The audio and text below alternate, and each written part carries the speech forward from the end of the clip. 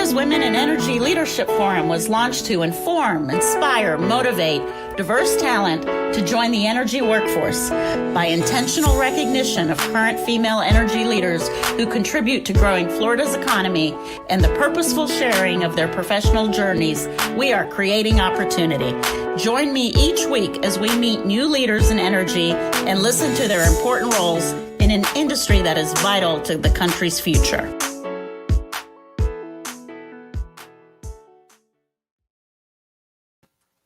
Welcome to this week's show, Florida's Women in Energy Leadership Forum podcast. And I'm thrilled today to have with us Kelley Smith Burk, who's the director of the State Office of Energy, which is housed in the Department of Agriculture and Consumer Services, led by Commissioner Nikki Freed. So all kinds of women there in energy.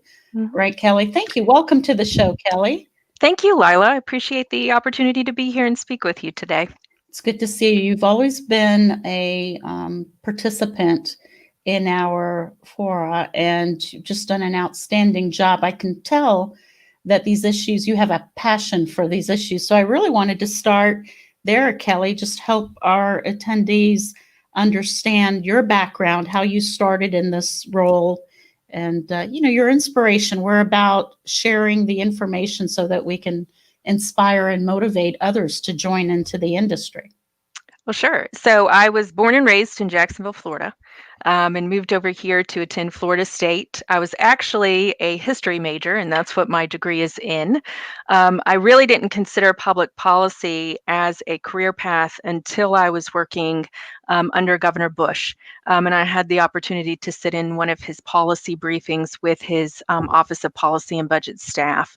And when I saw that interaction and how they were relaying information to the governor and how that conversation went, I had an aha moment and thought, this is what I really want to do with my life. So I ended up going to grad school at Pepperdine University and got a master's degree in public policy. And there I was able to really look at different areas of policy, from education to policing to international affairs or local government issues. And energy really wasn't a part of that yet, but I still had that background and still had that passion for public policy.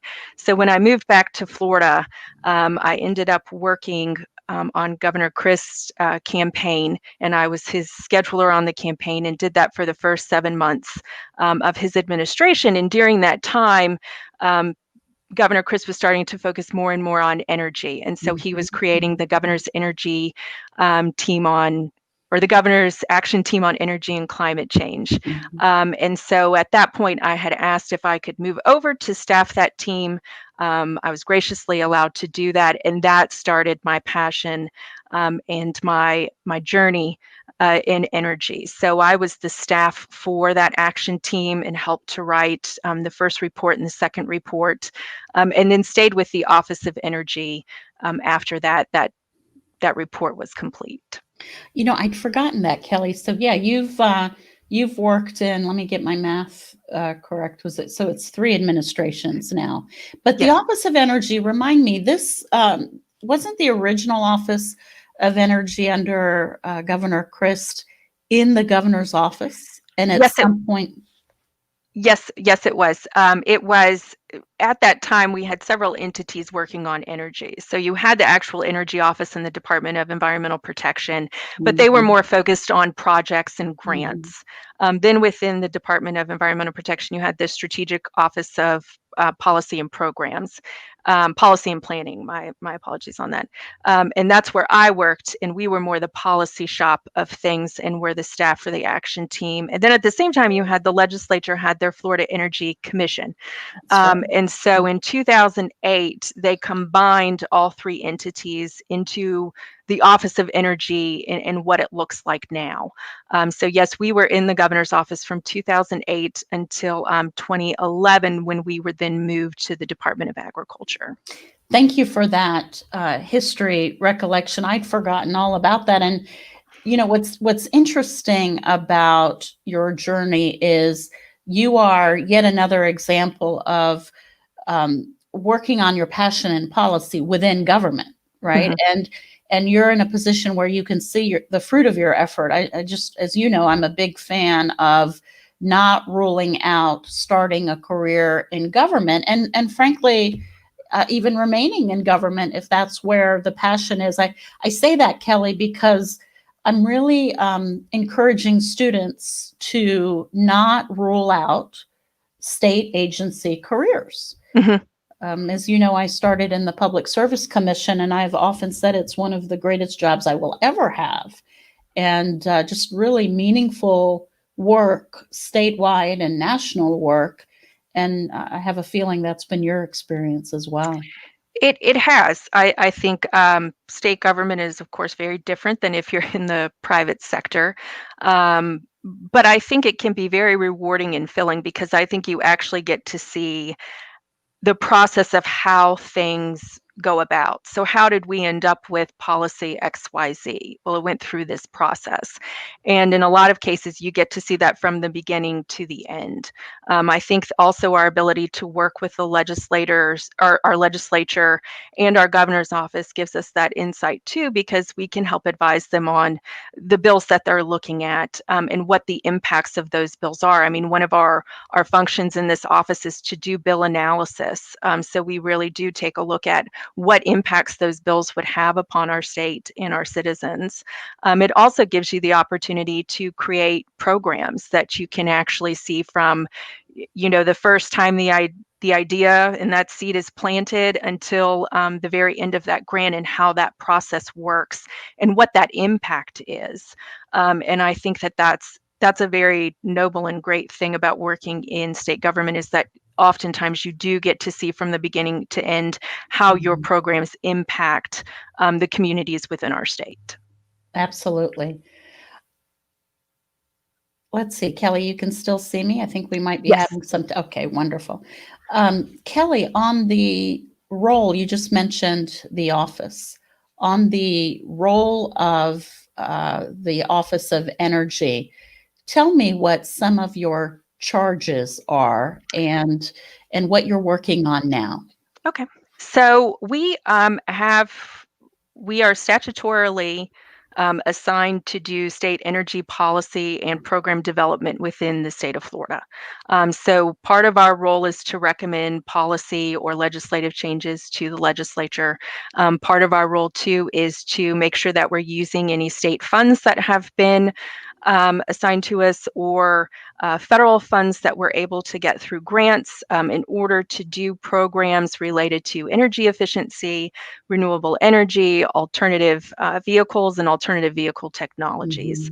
Mhm. We are also statutorily asked to evaluate energy related studies that come out. We also produce an annual report that comes out normally December of every year that talks about the state of energy within our state, as well as what the office has been working on throughout the year and any recommendations or looks forward that we have for the next year. We also have a lot of energy education that we do. Which one of our programs is we provide free energy education kits to K through 12 schools throughout the state. These kits are available on a first come, first served basis, but are free to the schools around our state to where they can learn at different levels the ins and outs of solar. And there's a curriculum that goes with that the teachers have. So we're very engaged in that. We also, up until the end of this year on December 31st, have had a role on the Florida Building Commission. We've sat on that since 2015, but our term will expire at the end of this year. And we also make sure that we are a Now, clearinghouse why? for, So let me stop you there, yes. Kelley. It seems to me that your coordination and role in the Florida Building Commission will be renewed. I mean, I can't imagine that's not an ongoing responsibility. Well, actually, in statute this last year, they condensed the size of the building commission from, I think, 27 members down to 19. Okay. So our seat was removed. We will still engage with them, Mhm. but it'll just be in a different role from what we had before, because we do think building codes are very important to the state, especially as we're looking at energy efficiency. And we also have a state clearinghouse where we keep a lot of information for our constituents to go and find, whether it's studies. We also have the My Florida Home Energy website, which allows constituents to go in, give some information about their home, and it will provide any rebates or incentives that your local utilities may have to do any of the upgrades, or recommend some action items that homeowners can take to make their home more efficient. So I'll tell you, I'm so glad we're doing this, Kelley, because as knowledgeable as we think we are and as engaged as we are in the industry, you just shared 3 or 4 things that I had no idea you were doing. So I hope our viewers benefit from that information as well. Do you sometimes feel like you're the best kept secret? I sometimes do, because I think a lot of people don't know exactly what we do. But when I start talking about all our various programs and what our functions are, and the fact that we're doing this with 13 people, including myself in the office, folks tend to say, "Oh, wow, I didn't know that." And, "Oh, gosh, you guys do a whole lot for Right, being a small office." And we do, and we're very proud of the work that we do. And I think in some ways, being the best kept secret has allowed us to move quite efficiently forward in all of our programs. right. So the annual report, you mentioned the Mhm, reporting, the bill analyses. Obviously, the bill analyses go to the legislative committees, mhm. but is your who do you report to? Commissioner Freed, correct? Yes, we report directly to Commissioner Freed in the Department of Agriculture. So are those reports going to the legislature and cabinet? Yes, we'll send the report to the commissioner, and then the commissioner will send it over to the governor's office, as well as the Senate president and the Speaker of the House. So, Kelley, we have our first question from our viewers, and the question is, how does your role differ from the role of the Public Service Commission? Well, that's a very good question. We differ in one very distinct way, and that is we are not a regulatory body. We do not regulate anyone or anything. We are primarily a program and policy shop. So we get to think up the ideas, and then we get to you know put them to work through the programs that we develop and design. That allows us the opportunity, because we do not regulate anyone, to create partnerships with our utilities, with our environmental groups, with other state agencies that maybe some folks can't have because of what they're statutorily required to do, and who they regulate and how that looks. So that just gives us a little, I think, more freedom to develop those partnerships and collaborations. So, Kelley, speaking of those partnerships, your commissioner, I guess at the beginning of this year, pre-COVID, as I recall, established an advisory task force, right? That is an example of partnerships with the industry and consumer advocates, renewable energy advocates. Describe what her goal is with creating that advisory task force and what you hope to accomplish with that work. So yes, we have FACE, which is our Florida Advisory Council on Climate and Energy. And it is 27 members from various groups around the state. We have utilities, our universities, community colleges, our environmental groups, building members of the building community, amongst many others that I know I'm leaving off. But there's a whole list of who they are on our website, so please feel free to visit those. But the purpose of FACE is to really um, have those folks who walk in various sectors of energy around the state come together and discuss the issues that we think are important throughout our state, and look at how we can move forward. I think the only way that we're going to move forward as a state in the energy area is to make sure that we are communicating and collaborating. And it allows us that opportunity to do that. We released last year at our Florida Energy and Climate Summit our Florida Energy and Climate Plan. And it's a living document that we're looking to update every year. And so with the input of the FACE committee, not only will we update that document, but we'll look at what programs should we be looking at developing based upon what their recommendations are, what policies should we be looking at to explore further within the state. So they're a great group of folks who have been very much engaged in the meetings that we've had, and we're appreciative of them for their willingness to spend their time with us and to provide their insights and their expertise to our office. You're having to meet remotely, correct? Yes, we were hoping to do in-person meetings, but because of the pandemic, we are virtual right now. So because of that, we're meeting every other month virtually. So we have a meeting that's going to be coming up in November, and we'll announce that fairly soon.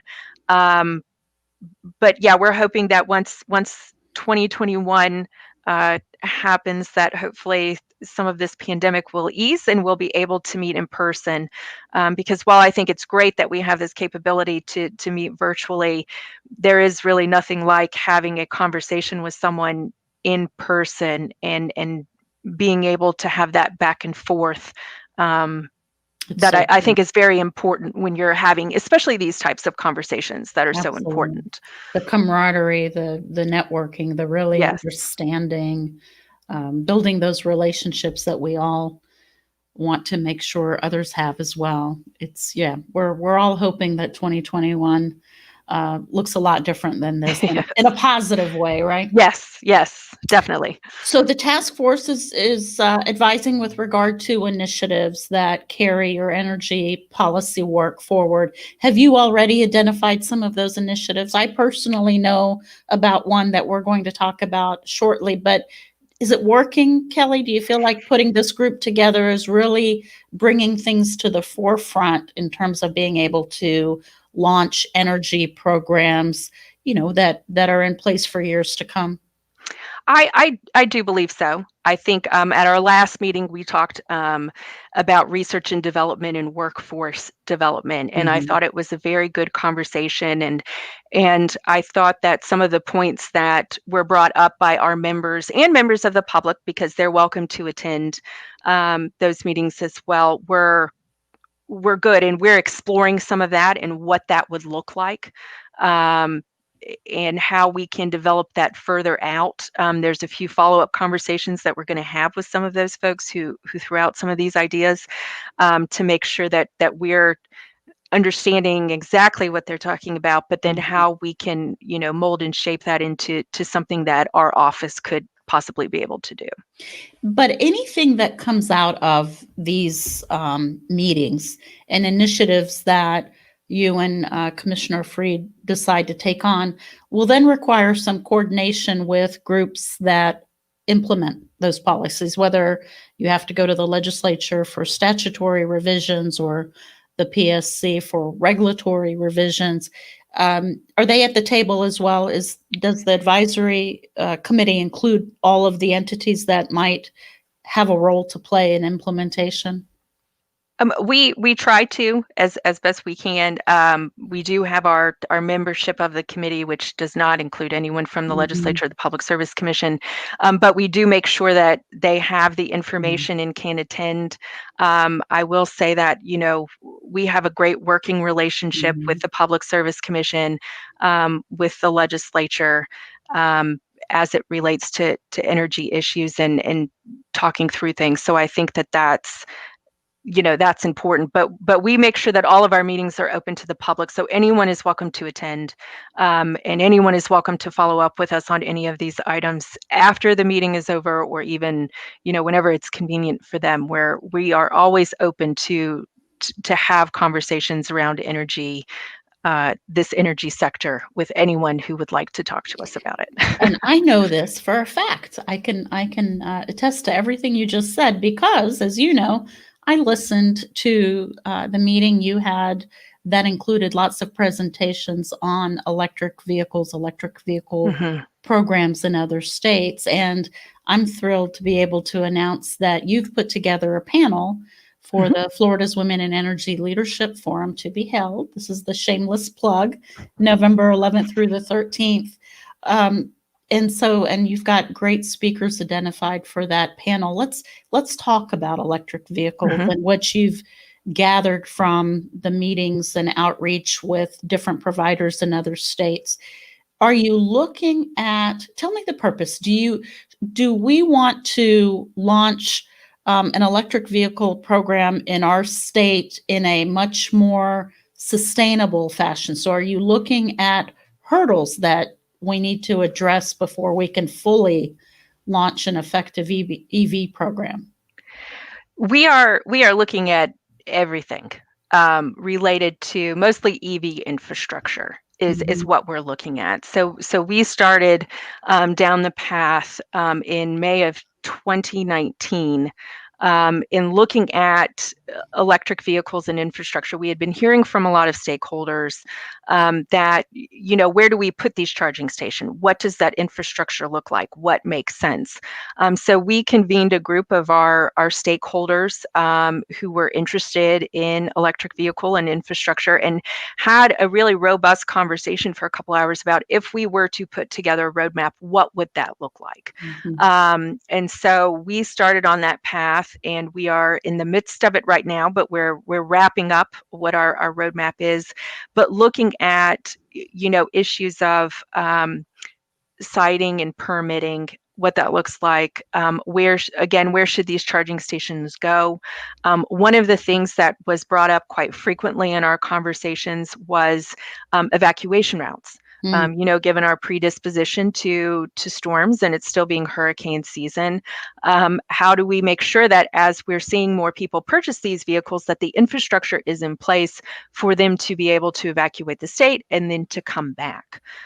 So that's really what we've been exploring is what does that infrastructure look like, and where should it be, and what makes the most sense for us as a state. And I will say it's it's not going to be perfect, and I think it's always going to be a moving work in progress. Yeah, in progress, because even once we say this is where the stations would go, as you see development happen or as you see different trends occur, you might want to shift here or shift there, but at least it gives us a starting point and a roadmap to look at to say this is where we should be putting our charging stations. So in everything that you just said, I think there's a presumption based on the data you've collected that we don't have nearly enough charging station infrastructure to meet a growing demand on electric vehicles. Is my statement correct? I think that more infrastructure is needed, but I think we're also looking more toward the future. And as we are going to see more electric vehicles in the marketplace and more consumers purchasing them, not just, on the consumer side, but as we're seeing, local governments and counties investing in electric vehicles, whether it's for their own fleet or buses, that infrastructure is going to be very important. So I think what we're looking at doing is not only addressing what our needs are now, but how do we address our needs 5-10 years from now, and how do we also make sure that the infrastructure that we're putting in, that we're future-proofing that for when we see, the next cycle of vehicles or the next cycle of charging or the next cycle of infrastructure coming in. So I think I think right now, I don't think right now we have enough charging if you want to go from like Miami to Jacksonville, but it's coming. But it's also, like I said, checking to make sure that we are planning for what is to come, not just what is here today. Is it creating, and this is just one example, of course, we're focused on electric vehicle, an electric vehicle program launch, because obviously it's one of the topics with the forum, but there are other initiatives that I think can be described in the same way, launching solar in a more even more aggressive fashion, or looking at energy efficiency or renewable natural gas, of course we have to look at the state of the state with regard to infrastructure. But for the moment on EVs, it seems to me this is also creating a positive economic environment where out-of-state companies are looking to Florida as maybe an opportunity for market entry. Are you seeing that as well? And is there an element of job creation that can be tagged to additional programs like this?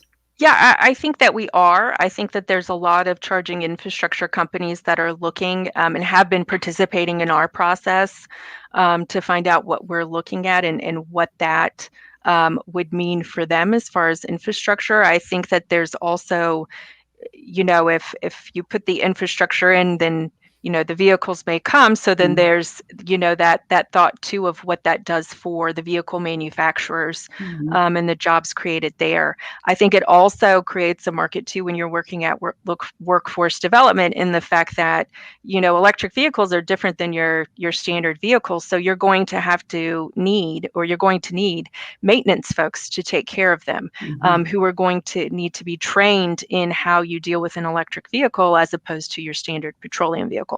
So I think that also creates some workforce development there.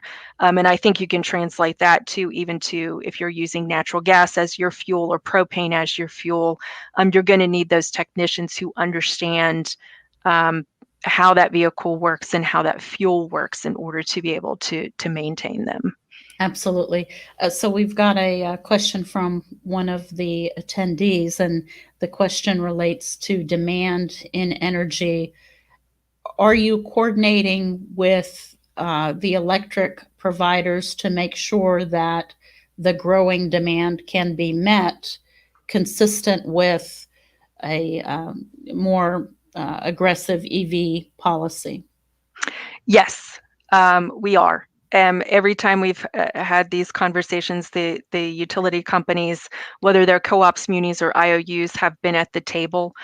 We've also had the Public Service Commission at the table. This is one of the areas where the PSC and ourselves are working very closely on electric vehicles. So we're having a lot of conversations around that. So yes, there is a lot of planning. And I think that's too why folks are looking for, where do you put these charging stations? Because then that's how you look at how you do your own infrastructure and management.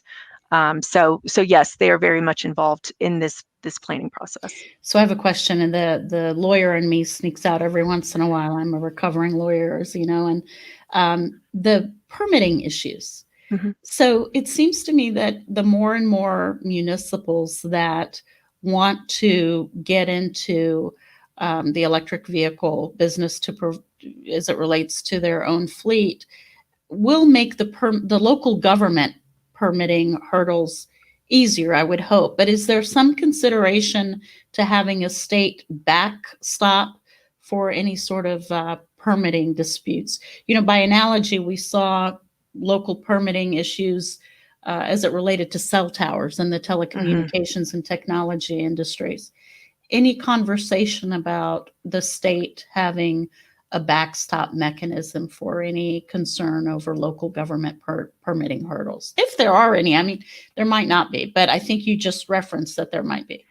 Well, I think that each county might do it a little bit differently. And so there is some talk about how do we streamline permitting? How do we make it consistent? I don't know at this juncture that we've really had a conversation about a state backstop, but that is one of the things that we're exploring in a topic area that I do think that we will need to address and have more conversations around. Yeah. All right, let's talk about money. Okay. So the office does have or had some grant opportunities, and you had a rebate program. I remember 2 rebate programs. I thought it was your office that administered years ago the compressed natural gas, CNG rebate program. You've administered the solar rebate program. What rebate programs are left? And is there some exploration of rebates for electric vehicles? At this juncture, we do not have any rebate programs available right now. Our CNG um, rebate program ended a couple of years ago. And our solar rebate program ended in 2010. So it's been a Mhm, while since we've mhm, had that. We have not at this juncture had conversations about an EV rebate program. There's just some things around it that we'd have to get around mhm. right now. I think that, like I said, there's just some little things that we need to go through to figure out if that would even be a possibility. Mhm. But I think we're also waiting to see um, what happens with the VW settlement that the Department of Oh, Environmental that's right. Protection is administering. That's more for infrastructure, but I think that pending how that program goes, we'll have to see if there's an appetite for a rebate program, and how that would look. So for the viewers that might not know what we're referencing, you want to talk about the genesis quickly of the VW settlement program and what DEP's tasked with doing, and frankly how it intersects with what you're working on. Sure.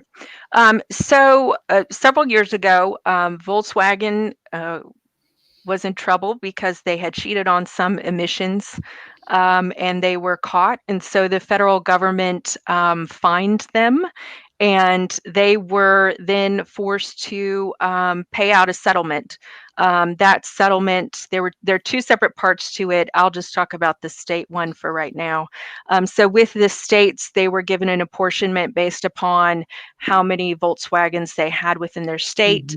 Mhm. Our allocation was around $166 million.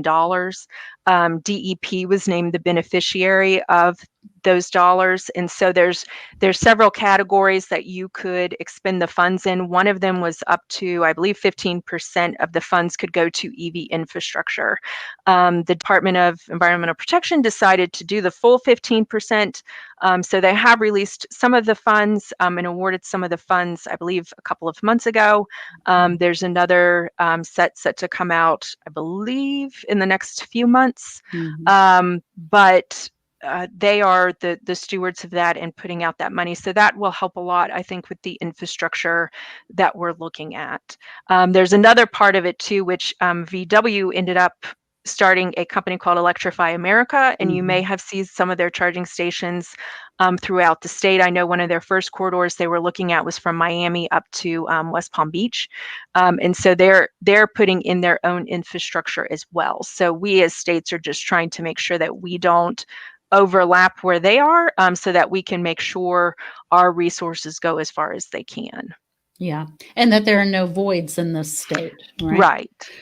So let's get personal, Kelley. You Okay. have always, as I said earlier, you've always been a supporter of Florida's Women in Energy Leadership Forum.